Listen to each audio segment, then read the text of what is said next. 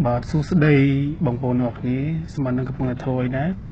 ស្មាននឹងអេមីនកំពុងតែអង្គុយសម្រាប់រឿងចែកជូនបងប្អូនទស្សនាស្ដាប់ទៀតហើយថ្ងៃនេះអេមីនលើកយករឿងនិទានខ្មែររឿងព្រាយខ្លាជាមួយលោកធុដងព្រួយយើងបានទស្សនាស្ដាប់ទាំងអស់គ្នាអញ្ចឹងយើងចូលសាច់រឿងតែម្ដងមានថ្ងៃមួយព្រះអង្គធុដងជាមួយកូននេនមួយអង្គបាននិមន្តប្រតិបត្តិធម៌នៅតាមជ្រោះជ្រៅព្រៃជ្រងដងភ្នំដើម្បី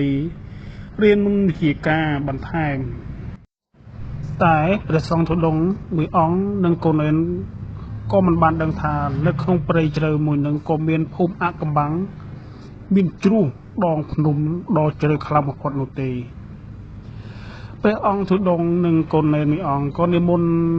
ស្មើជើងទៅម្ដងបន្តិចចូលព្រៃកាន់តែជ្រៅទៅ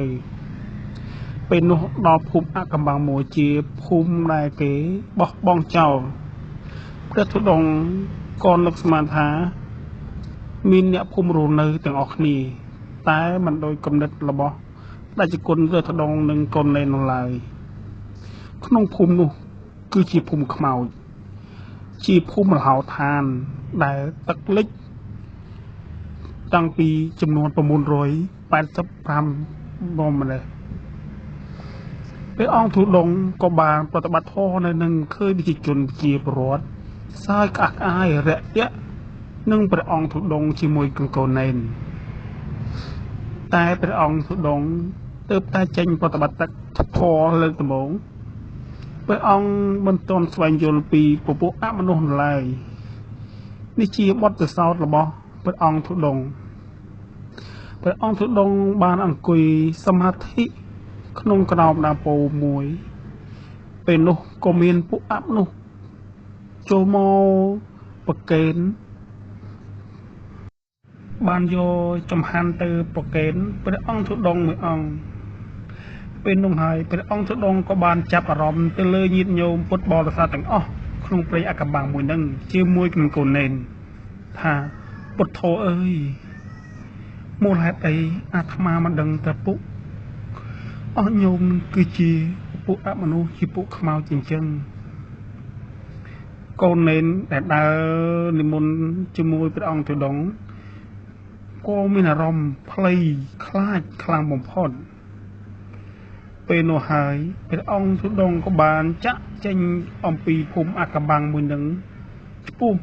ទៅភូមិមួយទៀតព្រះអង្គធុដងយាងទៅម្ដងបន្តិចតាមជ្រោះជ្រៅព្រៃធំ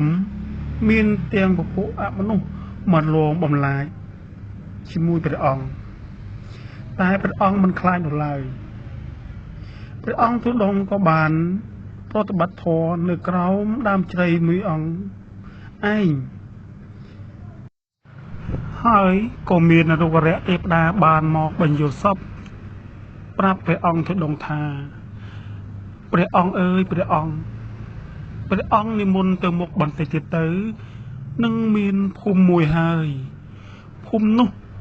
ឲ្យព្រះអង្គប្រតិបត្តិធម៌យ៉ាងមានភាពស្ងប់ស្ងាត់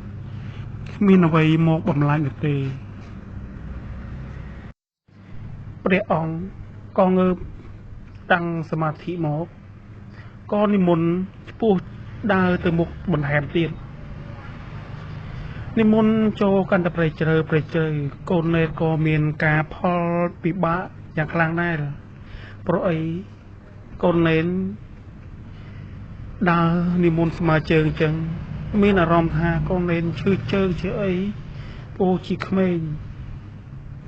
ពេលនោះហើយព្រះអង្គធុដងបានយើងចូលភូមិមួយនឹងបានសម្រេចគឺជាភូមិសច្ចាំង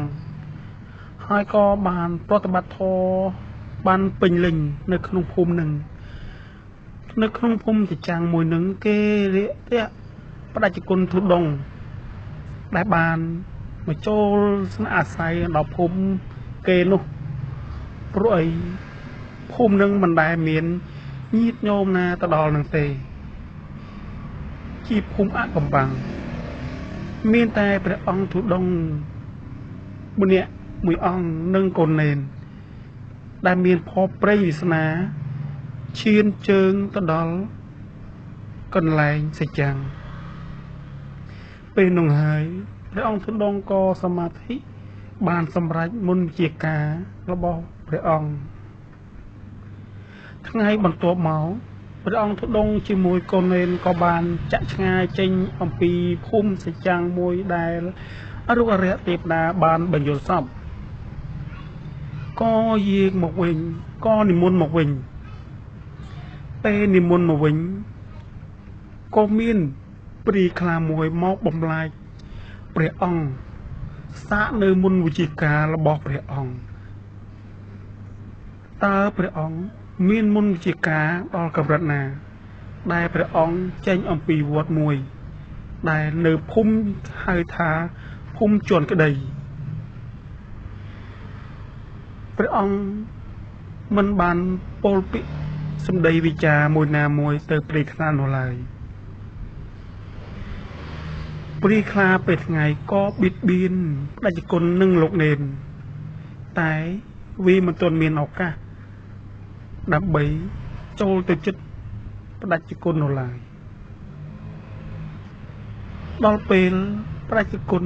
និមន្តស្មើជើងបន្តទៅទៀតមេឃក៏រងឹតអាប់ក៏ចុះក្នុងព្រៃជ្រៅមើលអ្វីមិនឃើញស្លឹកឈើក៏បាំងពន្លឺព្រះអាទិត្យងងឹតយ៉ាងឈឹងពេលនោះហើយព្រាយខ្លាក៏បានដៃរបស់គេ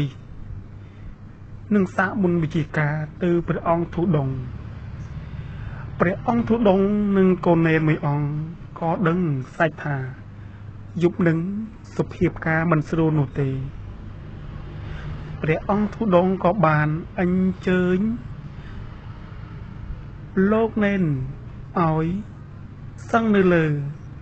ព្រះអង្គធុដងក៏សឹងនៅក្រោមក៏សូត្រមន្តវិជាការដែលព្រះអង្គ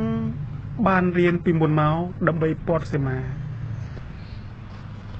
តែព្រាយខ្លាគេនឹងគេនៅយូរឆ្នាំចាស់ឆ្នាំហើយទៅអត់រួចជាមួយនឹងព្រាយខ្លាគេនោះទេ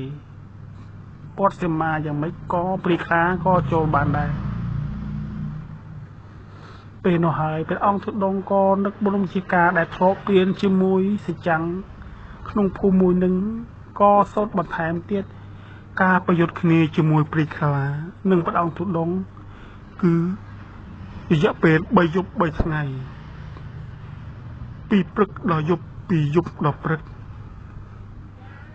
ពេលនោះហើយក៏ឃើញព្រាយខ្លាអស់កម្លាំងយ៉ាងខ្លាំងតែព្រះទុដងអត់មានអីមកបៀតបៀនព្រះអង្គឡើយព្រះអង្គក៏សូត្រមន្តជាការសេចក្តីសមនោះទៅព្រាយខ្លាមិនតែมันបានសម្លាប់ព្រាយខ្លានោះទេព្រោះព្រះអង្គគឺជាលោកព្រះអង្គដែលពោពេញដោយប្រតិបត្តិធម៌ហើយនឹងសពសត្វគ្រប់ទាំងឡាយព្រាយខ្លាបានឮព្រះអង្គពោលពាក្យសម្ដីវិចារមកអញ្ចឹងហើយព្រាយខ្លាក៏លោតជង្គង់សុំកម្មាទោសដល់ព្រះអង្គសាច់រឿងនឹងគឺចប់តែប៉ុណ្ណឹងបងប្អូនទាំងអស់គ្នាបើសិនបានទស្សនារឿងនិទានរបស់អេដមីនហើយកុំភ្លេចជួយចុច Subscribe ហើយនឹងដាក់សញ្ញាកណ្ដឹងទស្សនាវីដេអូឲ្យច្រើនបាយបាយបងប្អូនទាំងអស់គ្នា See you tomorrow